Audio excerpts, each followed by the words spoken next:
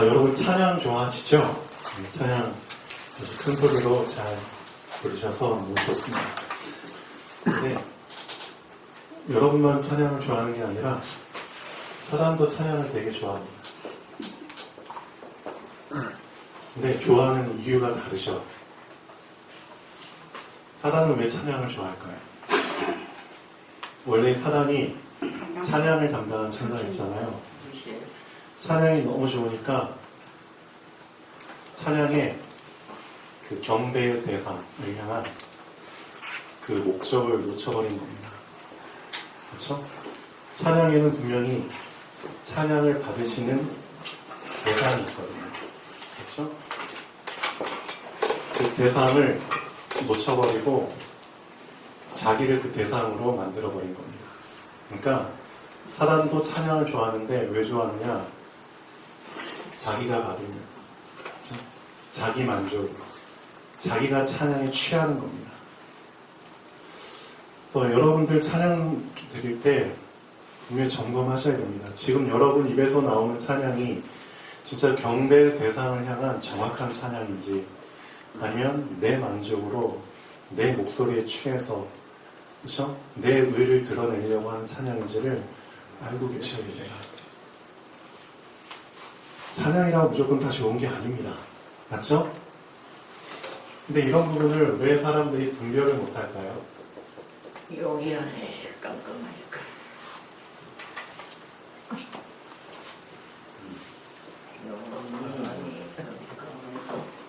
사단의 이름의 기원을 알아야 됩니다. 사단의 이름 자체가 분명히 알고 계셔야 됩니다. 대적자입니다. 대적하는 자. 이간자입니다. 이간질하는 자. 그러면 무엇을 대적하는지를 아셔야겠죠. 사단이 대적하는 건 하나입니다. 오직 이거 하나를 대적하다가 이렇게 된 겁니다. 하나님의 말씀. 맞습니다. 말씀을 대적하다가 이렇게 된 겁니다. 예수 그리스도께서 계시던 시대에는 이 사단이 정말 쉽게 드러났죠. 예수 그리스도께서 활동하던 시대에는 사단이 정체를 숨길 수가 없었습니다. 참 재밌게도 사단이 그냥 본인이 알아서 예수님께 와서 난 사단입니다. 난 귀신 들린 자입니다. 그렇게 정체를 드러냈다니까요. 근데 지금 시대는 전혀 그렇지 않죠. 요리조리 자기 정체를 너무 절묘하게 숨겨요. 그래서 많은 사람들이 사단에게 잡혀 있는데도 불구하고 본인이 사단에게 잡혀 있다는 사실조차 모르고 있어요. 그럼 왜 지금 시대는 이렇게 됐을까요? 근데 예수님 시대는 왜 사단이 가는 곳마다 드러났고, 그렇죠? 흑암이 드러나고, 흑암에 잡힌 자들이 치유되고, 그렇죠? 살아나고, 그런 일들이 그냥 비일비재하게 일어났는데, 지금 시대는 왜 그런 게 거의 끊겨버렸을까요? 그 이유가 어디에 있을까요? 이겁니다. 분별을 못하도록 지금 막고 있는 거잖아요. 빛의 자녀가 빛을 발하지 못하도록, 그렇죠? 빛을 가려버린 거잖아요. 여러분 여기 앉아있는 분들 다 빛의 자녀죠? 아닌가요? 예수님이 믿으라.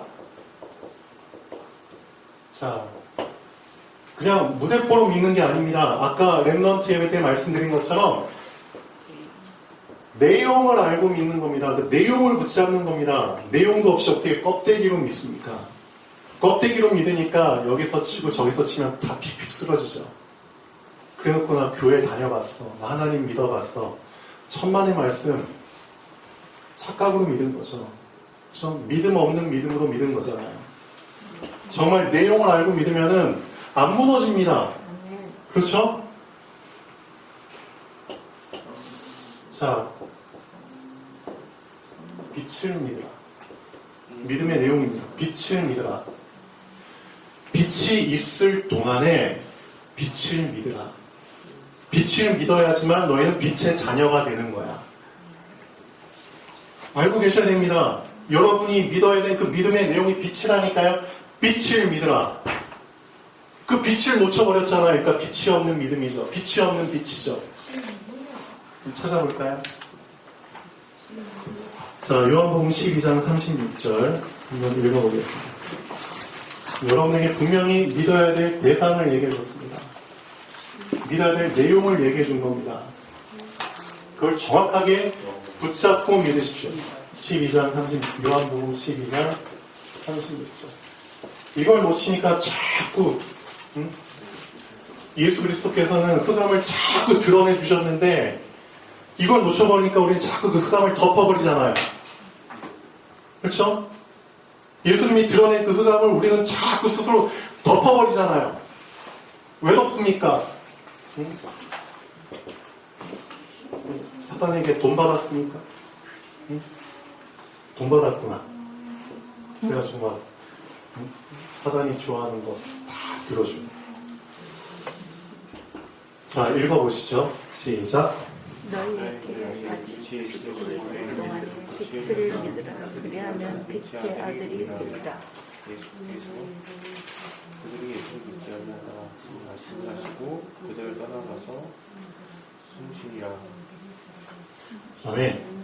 자, 그래서 나의 믿음이 지금 내용이 있는 믿음인지 없는 믿음인지를 빨리 점검하십시오.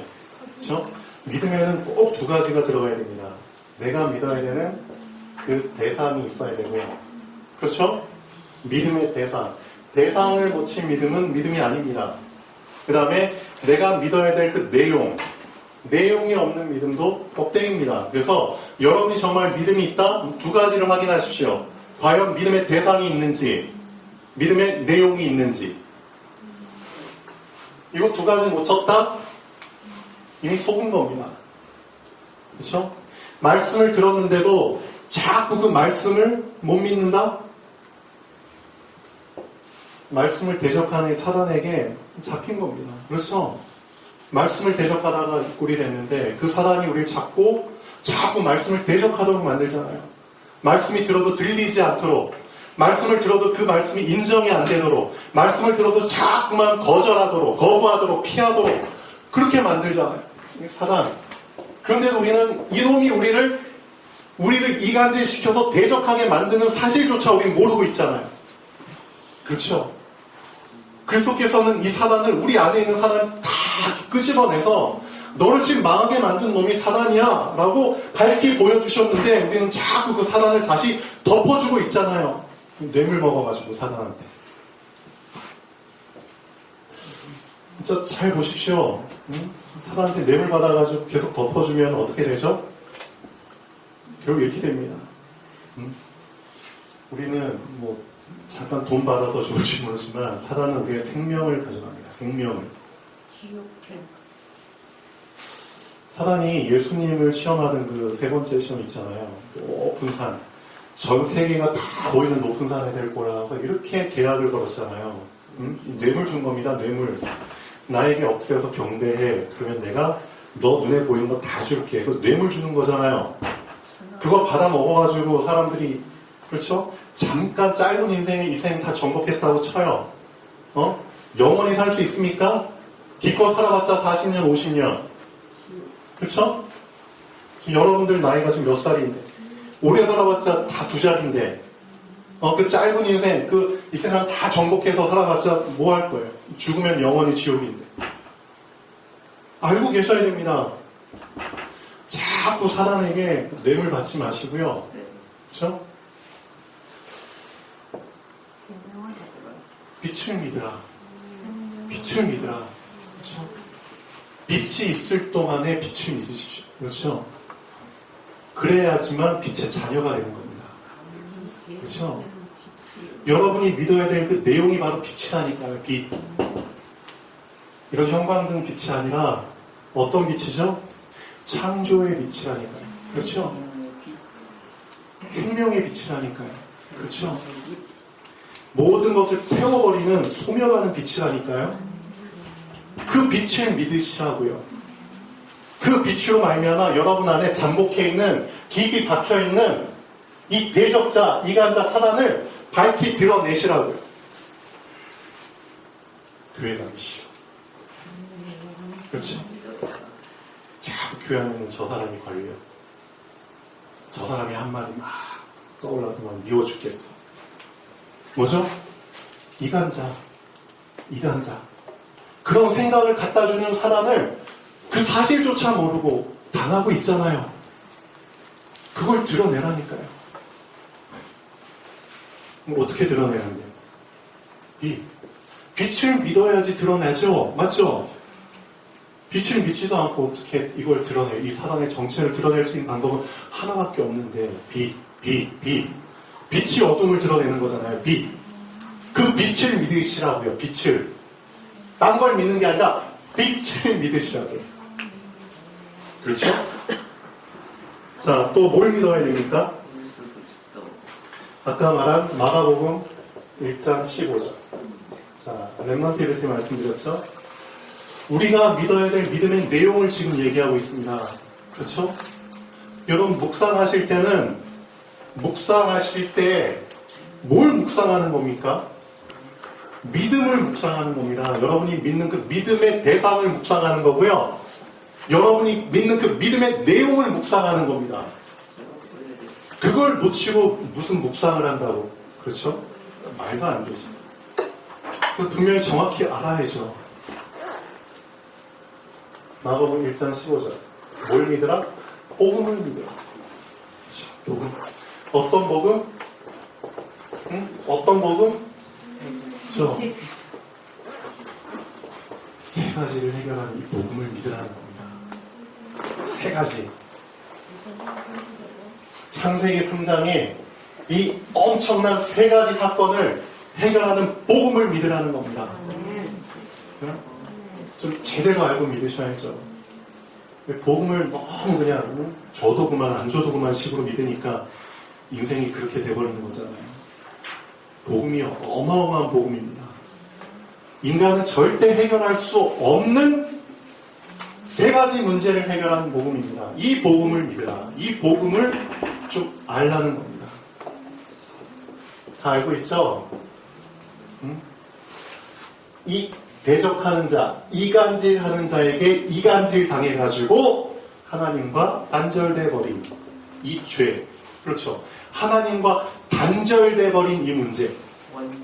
하나님과 끊어지는 건 내 자유지만 하나님과 붙는 거는 내 힘으로 할 수 없습니다. 그렇죠? 떠나는 건 자유지만 다시 돌아오는 거는 할 수가 없어요. 잘 알고 계셔야 됩니다. 그렇죠? 하나님과 단절돼 버린 이 상태를 회복하는 복음. 그렇죠? 하나님과 붙을 수 있는 유일한 본드. 그 본드로 오신 분이 그리스도. 그렇잖아요. 이 복음을 믿으라. 죄. 우리 안에 있는 죄성. 어떤 죄성? 자꾸만 그 사단에게 닮아 이미 태어날 때부터 갖고 있는 그 죄성.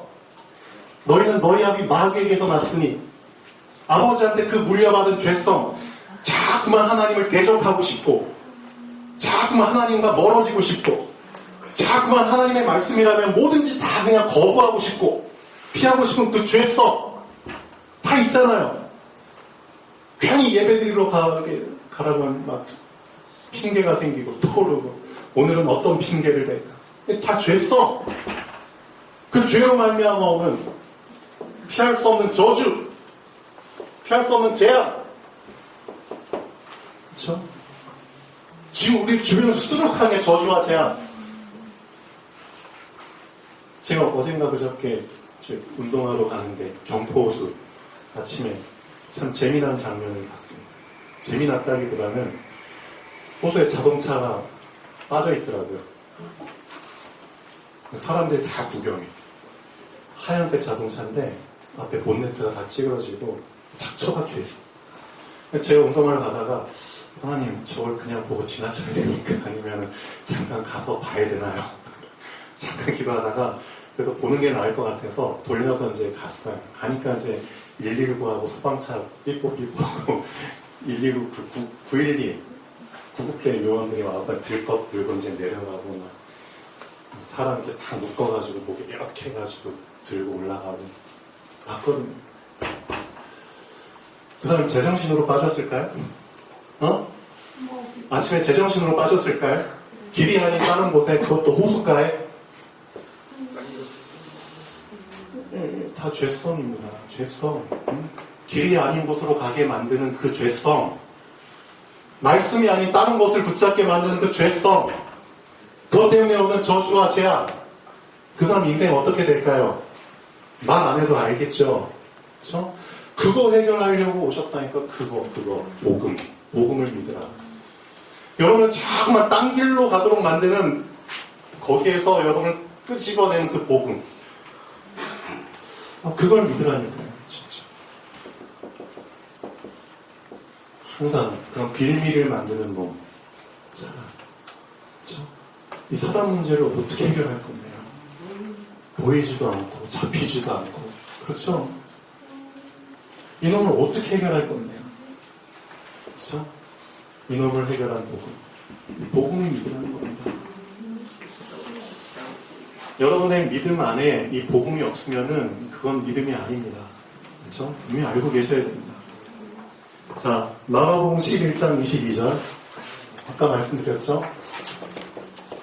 아침에 못 오신 분들 위해서 다시 말씀드리는 겁니다. 어떤 믿음을 가지라? 하나님을 믿으라. 어떤 하나님? 우리의 상식과 우리의 법칙, 그렇죠? 거기에 매이지 않는 창조주 하나님을 믿으라.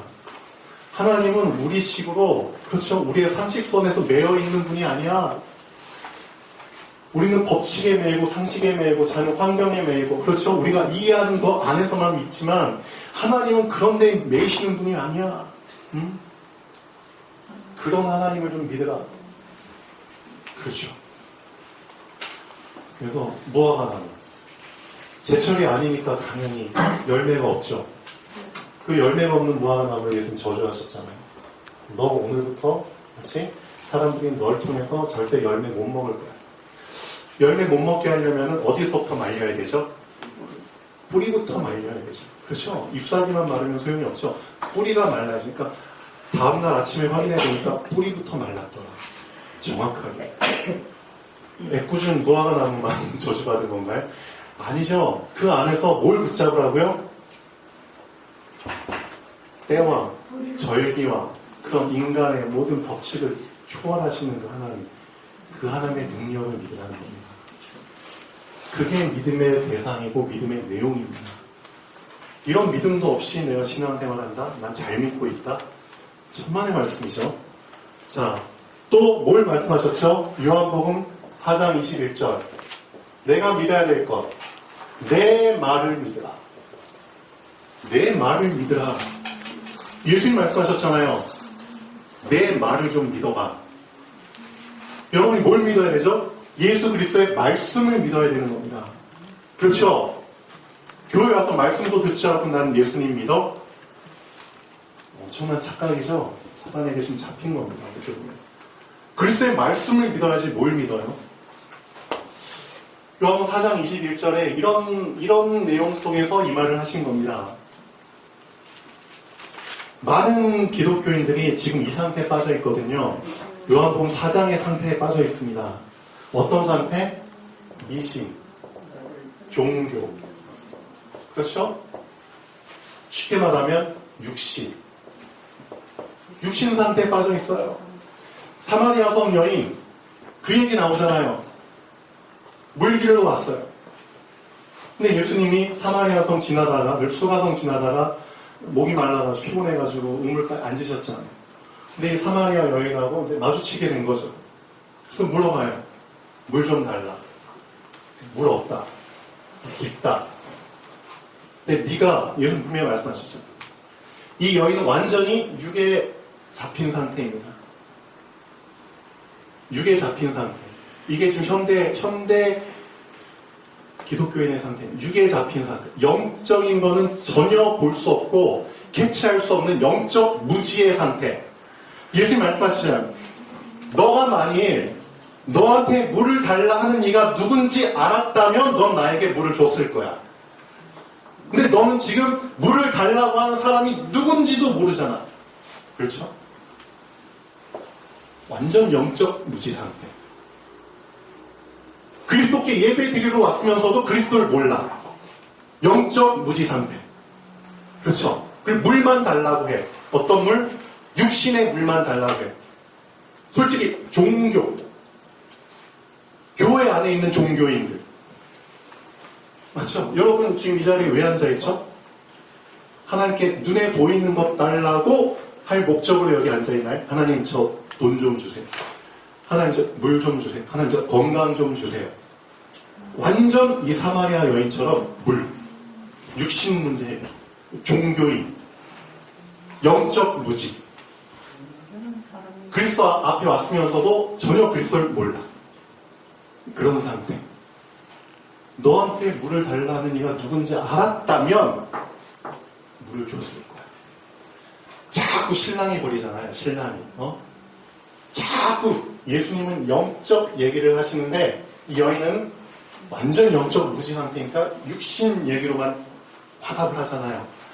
그러니까 예수님께서 엄청난 전환점의 말씀을 하시잖아요. 이런 전환점의 얘기를 여러분이 복음 전하실 때, 전도로 가실 때 하시면 됩니다. 전도의 키가 그거예요. 저 사람이 환기될 수 있는 영적인 말을 하셔야 됩니다. 그래야지만 영적인 얘기가 통하게 됩니다. 예수님이 이 여인을 환기시키는 한마디 하셨잖아요. 네 남편 불러와. 이거 완전 환기시키는 말입니다. 네 남편 불러와. 그러니까 여자가 전 남편이 없이요. 네 말이 옳도다. 네가 남편이 5명이 있었는데 지금 있는 남편도 네 남편이 아니야. 그 한마디에 완전 영적 대화가 시작됩니다. 그리고 나서 이 여자가 잘못 알고 있는 종교식으로 알고 있는 그걸 얘기하잖아요. 나름대로. 진짜 우리는 이 산에서 예배했는데 당신들의 말은 저기서 예루살렘에서 예배해야지 예배를 하나님 받아주신다 하나이다. 예배에 대한 갈급함. 그렇죠? 영적 존재이기 때문에. 그렇지만 종교화된 믿음. 참 답답하죠.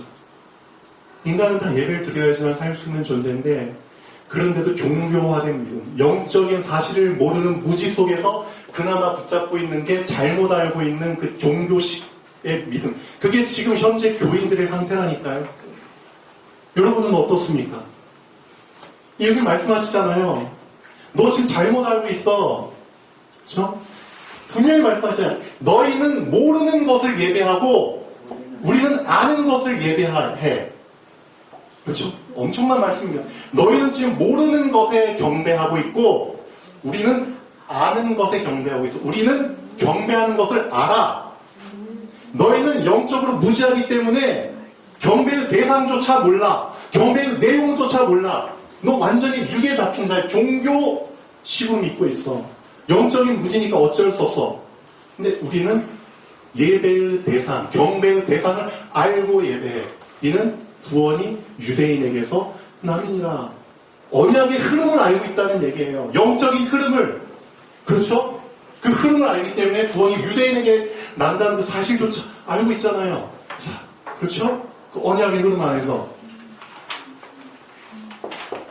그리고 나서 하신 말씀. 하나님은 누구다? 영이셔, 영. 응? 영적인 무지 속에 있는 사람이 뭘 알겠어? 응? 영 자체를 너가 모르는데 종교식으로 믿고 있는데 어떻게 해? 그러니까 예배 자체가 될 수가 없는 거야. 하나님은 영이시니 너 제대로 예배드리고 싶어? 영과 진리로 예배해야 되는 거야. 그렇죠? 영적인 무지를 깨는, 영적인 무지를 깨주는 내 말을 믿으라. 그렇죠? 그게 믿음의 내용입니다. 내 말을 믿으라. 영의 말. 그렇죠? 자꾸 육의 말로만 해석하지 마시고요. 육의 말만 듣고 살다가 이제 망하지 마시고 영의 말, 영의 말을 듣기 위해서 이 자리에 앉아 계신 거잖아요. 맞죠? 내 말을 믿으라. 그게 믿음의 내용입니다. 복음을 믿고요. 빛을 믿고요. 그렇죠? 하나님을 믿고요. 내 말을 믿고요. 그 다음에 요한복음 14장 나를 믿으라. 예수 말하는 나 예수 그리스도. 그렇죠? 너의 모든 인생을 완전히 책임지시기 위해서 처소를 준비하러 가시는 그 그리스도를 믿으라. 그렇죠? 너희들을 위해서 집을 분양받으러 가는 나를 믿으라. 그리스도. 근데 혹시 너희가 나를 믿지 아니하겠거든, 나를 믿지는 않을지라도 내가 행하는 그 일은 믿으라. 그 일은 믿으라. 그렇게라도 해서 좀 믿어라. 이게 믿음의 내용. 그 일은 믿으라. 보시죠. 요한복음 10장 38절 보겠습니다. 이런 것들을 놓치고 믿으니까 껍데기죠. 요한 10장 38절. 내가 행하거든 나를 믿지 아니할지라도 그 일은 믿으라. 그러면 너희가 아버지께서 내 안에 계시고 내가 아버지 안에 있음을 깨달아 알리라. 그렇죠. 그 일이라도 믿어. 그러면 그 일로 인해서 누굴 믿게 돼? 그리스도를 믿게 되는 거야. 그렇죠? 그리스도가 다이렉트로 안 믿어져? 그러면은 괜찮아. 그 일이라도 한번 믿어. 믿기 시작해봐. 그럼 그걸 통해서 그리스도를 붙잡게 될 거야. 얼마나 하나님께서, 그리스도께서 믿음을 붙잡기를 원하셨으면 이렇게까지 얘기하셨을까요? 그 심정을 이해가 좀 되세요? 안 믿으면 지옥입니다. 안 믿으면 멸망이라니까요? 거기서 건져주시기 위해서 이렇게까지 말씀하시는 그 예수 그리스도의 심정을 좀 느끼셔야죠. 맞죠? 요한복음 14장 11절 보시죠. 또 뭘 믿으라는 거죠? 정말 중요한 겁니다. 내가 아버지 안에 있고 아버지께서 내 안에 계심을 믿으라. 그리스도가 어떤 분이신지를 알아야 됩니다. 그리스도는 어떤 분이죠? 아버지께서 내 안에 있고 내가 아버지 안에 있다는 게 사실. 그리스도는 그런 분입니다. 그리스도가 그냥 그리스도가 아니라 하나님 안에 계신 그리스도입니다. 그리고 하나님이 그 안에 계십니다. 그 그리스도를 믿으라는 겁니다. 이걸 믿게 될 때 뭘 믿게 되죠? 내가 하는 일이 내 스스로 하는 게 아니야. 내 안에 계신 분께서 나를 통해서 그의 일을 하시는 거야.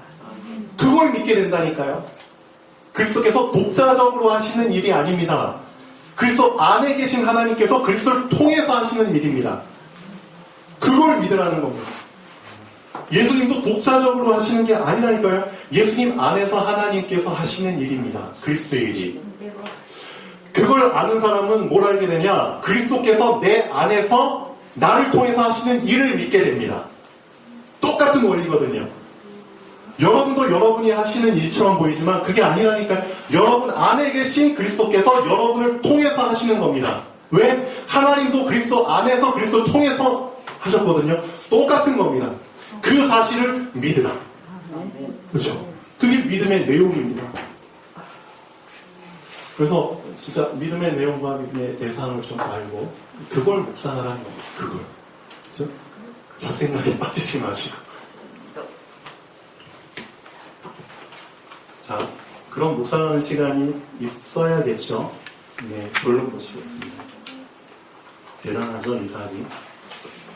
꼭 자기 안에 와이프 온라인에 맞춰서 묵상하러 나갔을까요? 그 나이만 나갔을까요? 아니죠. 평소에 그렇죠, 조용한 곳으로, 그렇죠, 나의 묵상을 방해받지 않는 곳, 그렇죠, 저녁 때쯤에 빈 들에. 여러분도 그런 시간이 있으셔야죠. 그렇죠? 그 시간에 내가 붙잡고 있는 그 믿음의 대상과 믿음의 내용 속으로 깊이 집중할 때 내가 살아납니다. 그걸 맛보셔야죠. 그래야지 저 사단의 속임수에 안 넘어가죠. 그렇죠? 그런 시간도 없이 어떻게 세상 사단 이기려고 말이 안 되죠. 그래서 이삭이 저물 때 들에 나가 묵상하다가 눈을 들어보면 멀리서 이제 결혼할 처자가 오죠. 자, 그 내용입니다. 잠잠한 시간을 갖지 않으면 나를 놓치게 됩니다. 묵상의 의미 자체가 잠잠할 생각상. 그렇죠? 뭘 생각하는 거죠? 믿음의 대상과 내용. 잠잠한 시간을 갖지 않으면 나를 놓치게 됩니다. 당연히 놓치죠. 하나님을 놓치는데 어떻게 나를 붙잡게 됩니까? 하나님을 놓치게 됩니다. 사단이 나를 붙잡게 됩니다. 그렇죠? 사단이, 그렇죠? 세상이 나를 붙잡게 됩니다. 묵상을 놓치면 그렇게 됩니다. 내 자신이 사단화되고 세상화되고 짐승화됩니다. 안식일을 기억하여 거룩하게 지켜야 되는 이유가 여기 있습니다. 하나님 우리 본질을 아시잖아요. 그렇기 때문에 잡히지 않도록, 사단의 세상에 잡히지 않도록 안식일을 주신 겁니다. 알고 계셔야 됩니다. 오늘이 그날입니다. 오늘이. 주일을 기억해서 거룩하게 지켜라. 만약 이날 놓치면 너희는 잡히는 거야. 누구한테? 사단한테, 세상한테. 그럼 너희는 끝나는 거야. 그걸 아시기 때문에 하나님이 우리를 살리기 위해서 주신 방법입니다. 안식일을 기억하여 거룩히 지키라. 생명 걸고 좀 지키셔야죠. 맞죠? 율법적으로 지키라는 게 아닙니다. 하나님께서 주신 방법입니다. 안식일은 하나님을 묵상하는 날입니다. 그렇죠? 묵상을 놓치면 안 되죠. 하나님께 집중하는 날입니다. 그렇죠? 하나님으로 충만할 때만 사람은 안식할 수 있기 때문입니다. 그렇죠? 오늘은 충만의 날입니다. 묵상을 집중하며 묵상을 지속하는 사람만이 과정 중에 흔들리지 않습니다. 절대 흔들리지 않습니다. 묵상을 해본 사람은 아닙니다. 정말 집중하고 지속해본 사람은 이 말을 인정할 수밖에 없습니다. 어떤 과정 중에 있어도 흔들리지 않습니다. 과정 중에 넘어지지 않습니다. 사단이 주는 별 잡생각들 다 그냥 흘려버립니다. 그게 묵상의 힘입니다. 그렇죠? 결국은 결승선을 끊게 됩니다. 결승선을 끊는 사람은 묵상을 집중하고 지속하는 사람, 그 사람에게 결승선 테이프를 줍니다. 자, 언약의 여정. 여러분 다 하나님의 언약을 받았죠? 그리고 언약의 성취 속에 들어갔잖아요. 여정 속에. 다른 말로 하면 이 언약의 여정은 묵상의 여정입니다. 그렇죠? 집중의 여정입니다. 묵상 집중을 통해서 빛은 밝아집니다. 비춥니다. 그 빛이 밝아집니다. 빛은 강해집니다. 밝아지고 강해진 빛은 어떻게 되죠? 사단의 어두운 속임수를 드러내게 만듭니다. 그리고 더 이상 속지 않게 됩니다. 그리고 여러분이 그토록 갈망하던 해답이 응답이 되기 시작합니다. 이게 다 묵상의 비밀 속에 있습니다. 오늘부터 한 명도 빠짐없이 결단이라도 좀 해보십시오. 그래, 그냥 묵상을 해보자. 결단을 해서 안 하는 사람이 있습니다. 괜찮습니다.